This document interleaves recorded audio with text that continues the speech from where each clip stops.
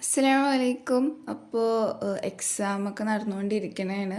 അതിൽ ഇന്ന് ലാസ്റ്റ് എക്സാമാണ്. അപ്പോൾ 4 മണി ഒക്കെ കഴിഞ്ഞപ്പോൾ ഞാൻ എഴുന്നേറ്റിട്ടുണ്ട്. ഞങ്ങൾക്കിപ്പോൾ ഈ ഒരു സെമ്മ് തൊട്ട് 4 സബ്ജക്റ്റാണ് ഉള്ളത്. കഴിഞ്ഞ സെമ്മ് ഒരു 6 ഉണ്ടായി. ഈ സെമ്മിൽ ബാക്കി 2 പകരം പ്രൊജക്റ്റും സെമിനാറും കാര്യങ്ങളൊക്കെ ഉണ്ടാവും കൊടുക്കുന്നത്. അപ്പോൾ 4 മണിയൊക്കെ കഴിഞ്ഞിട്ട് എഴുന്നേറ്റ് ജസ്റ്റ് ഒന്ന് ഫ്രഷ് ആയിട്ട് ഞങ്ങൾ നേരെ പഠിക്കാതിരിക്കണേണ്. എന്തായാലും ഒരുപാട് ടൈമില്ലല്ലോ. എന്നിട്ട് പഠിക്കാൻ വേണ്ടി പോകാമെന്ന് വെച്ചാൽ ഞങ്ങളുടെ ഈ ഇൻറ്റേർണൽ എക്സാം ഉണ്ടല്ലോ, ഫസ്റ്റ് ഇൻറ്റേർണലും സെക്കൻഡ് ഇൻറ്റേർണലും ഒരു ക്വസ്റ്റ്യൻ ബാങ്ക് തരും. അപ്പോൾ ടീച്ചേഴ്സ് ക്വസ്റ്റ്യൻ ബാങ്ക് എന്ന് പറയുമ്പോൾ ഒരു 19 ക്വസ്റ്റ്യൻസ് ഉണ്ടാകും.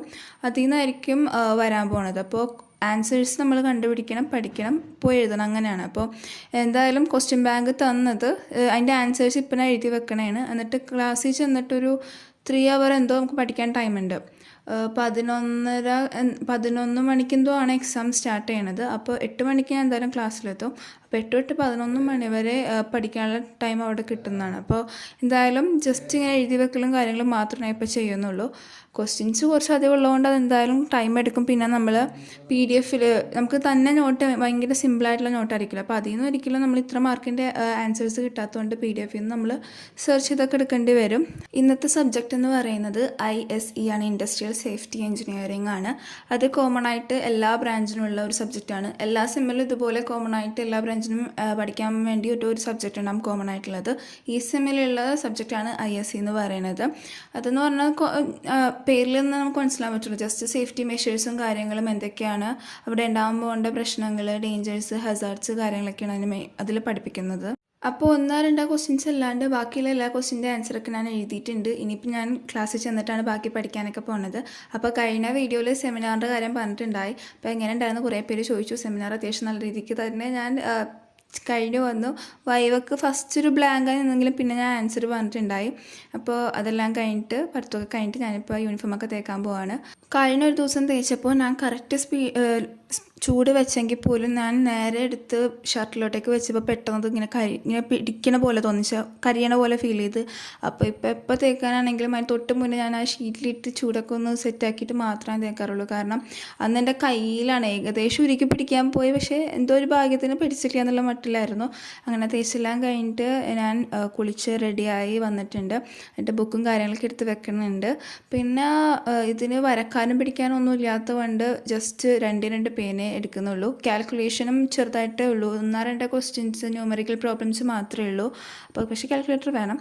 അപ്പോൾ പേനയൊക്കെ എടുത്ത് വെച്ചിട്ട് ഞാൻ താഴത്ത് പോയി ഫുഡ് കഴിച്ചിട്ട് ഇനി പോകാൻ പോകണേണ്. അപ്പോൾ ഇപ്പോഴത്തെ സമയം എന്ന് പറയുന്നത് ഒരു 6:45 ആയിട്ടുണ്ട്.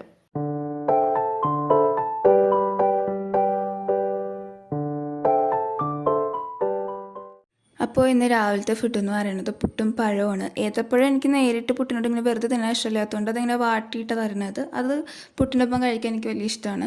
അപ്പോൾ അതൊക്കെ കഴിച്ച് കഴിഞ്ഞ് വാപ്പ എന്നെ സ്റ്റോപ്പിലേക്ക് ആക്കാൻ കൊണ്ടുപോകണേണ്. ആ മെയിൻ സ്റ്റോപ്പിൽ നിന്നാണ് നമ്മൾ ഈ നേരിട്ടുള്ള ബസ് കിട്ടുള്ളൂ.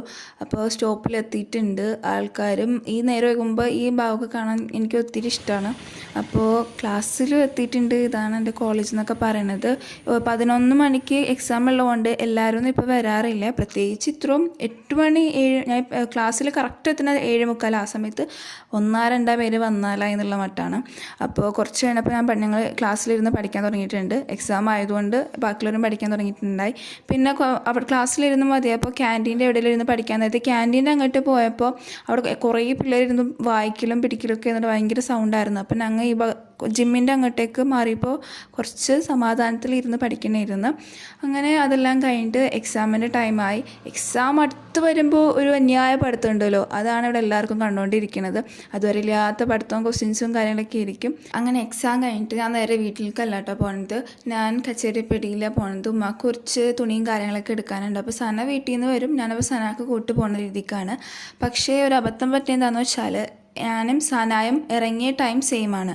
എനിക്കാണെങ്കിൽ ഇവിടെ നിന്നൊരു 20 മിനിറ്റിനുള്ളിൽ എത്തും. പക്ഷേ വീട്ടിൽ നിന്ന് സ്ഥലത്തെത്താൻ ഒരുപാട് ടൈം എടുക്കും. അപ്പോൾ ഞാൻ അവിടെ എത്തി കുറേ നേരം വെയിറ്റ് ചെയ്തിട്ടും സനാനെ കാണാനില്ല. പിന്നെ ഞാൻ ഒരു പപ്സും ഒരു ജ്യൂസൊക്കെ കുടിച്ച് കഴിഞ്ഞിട്ടും കണ്ടില്ല. പിന്നെ ഞാൻ അവിടെ നിന്ന് കുറച്ച് ഇങ്ങനെ കടലൊക്കെ കയറി കഴിഞ്ഞപ്പോഴേക്കും സന വന്നിട്ടുണ്ടായി.